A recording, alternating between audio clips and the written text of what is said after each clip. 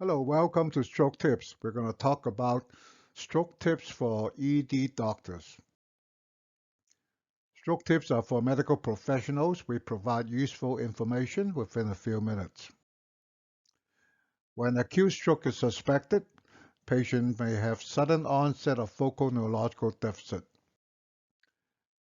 As soon as possible, we should get a CT scan of the head without contrast and call the neurologist. We perform a quick screen for focal deficit. Check visual field, check for facial droop, check speech problem, any sign of any weakness on one side. Ask patient or family, time last known normal. When was the last time patient able to drive, cook, or eat? Did patient have recent surgery, trauma, cancer, use of anticoagulant? Any recent heart attack, atrial fibrillation, any history of bleeding in the head, GI tract, or GU? Level of consciousness. Most acute stroke patients are alert, except when they have very large stroke with increased intracranial pressure or brainstem stroke. If patient is a TPA candidate, time to needle time should be less than 60 minutes. Check CT scan, make sure there's no bleed, glucose is okay, and last known normal is less than 4.5 hours. And we also review the exclusion criteria. We'll get the TPA infused before getting a CTA. If patient is not a TPA candidate, we perform swallow evaluation, give aspirin, PO, or suppository.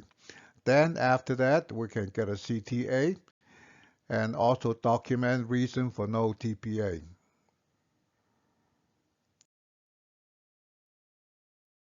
Blood pressure management. If patient does not receive TPA, we can allow the systolic blood pressure to be under 210. Post-TPA patients, systolic blood pressure should be maintained at under 180. If patient has an intracranial bleeding, maintain blood pressure under 140.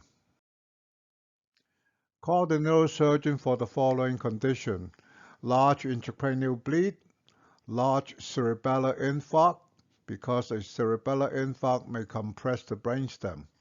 Or if the patient has a large right hemisphere infarct, they may need craniectomy.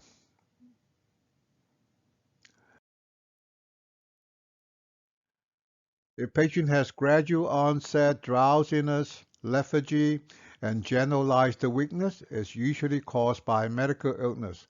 It's less likely to be a stroke.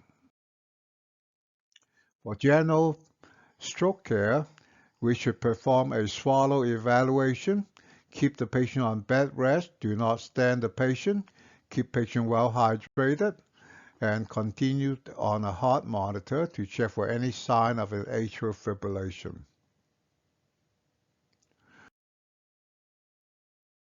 Oh boy, what a tough job, but somebody got to do it. Thank you for your attention. Goodbye and see ya.